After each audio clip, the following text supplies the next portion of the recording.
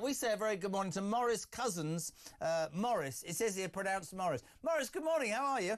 Campaign director of Net Zero Watch, my favourite man in the world. Good morning, Jeremy. How are you? Nobody on Morning Glory believes that your son Robin was at the ice skate. I'm joking. Now listen, let's cut to the chase because we ain't got much time.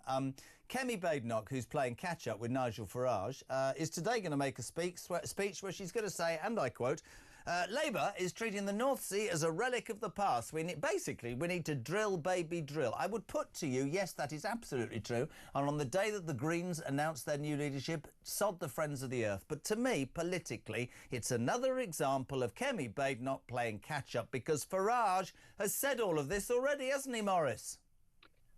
He certainly has. What I would also say, I think we should sort of zoom out and we should congratulate her for actually coming out on this. I mean, I know how frustrating it is. Somebody who was very, very critical of the Conservatives over 14 years for their policies on oil, domestic oil and gas.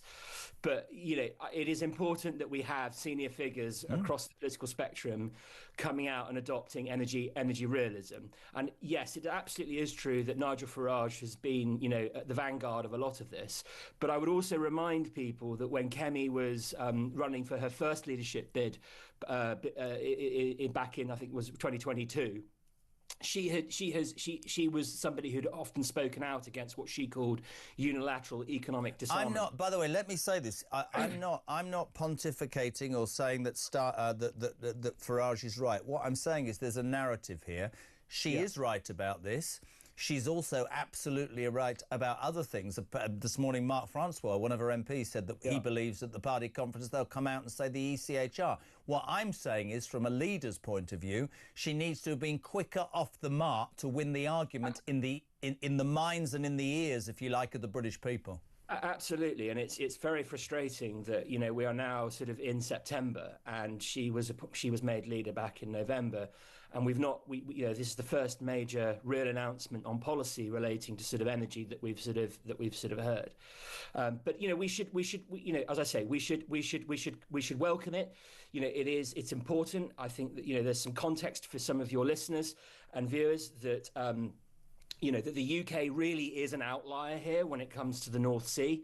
You know, both Norway and the Netherlands are exploiting are the ones that are sort of exploiting their oil and gas reserves for their own national benefit, and we are sort of maddeningly sort of trying to adopting a policy of sort of keep it in the ground, making ourselves reliant on other countries, exporting our national wealth at a time when we actually need to retain more of our wealth. We're transferring wealth to countries like Qatar and the United States and Norway. Absolutely. It makes absolutely no sense.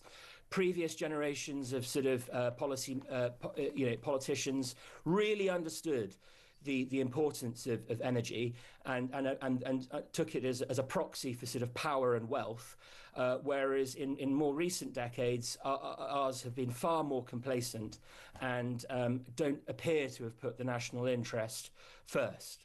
It's refreshing working on a station like this to know that we have for 3 years spoken about the problems of immigration, the problems with net zero, all sorts of problems. And finally, it seems that politicians, and you're right, the more people across the political spectrum, Maurice, who come out and speak about these things, then that is a very useful point. I'm sorry it's a real quick one today, but you are the font of all information on everything net zero. We love having you on the show. Thank you. Maurice, very good man, Maurice Cousins, campaign director of Net Zero Watch, who also, like us, thinks that Ed Millipede is a nightmare.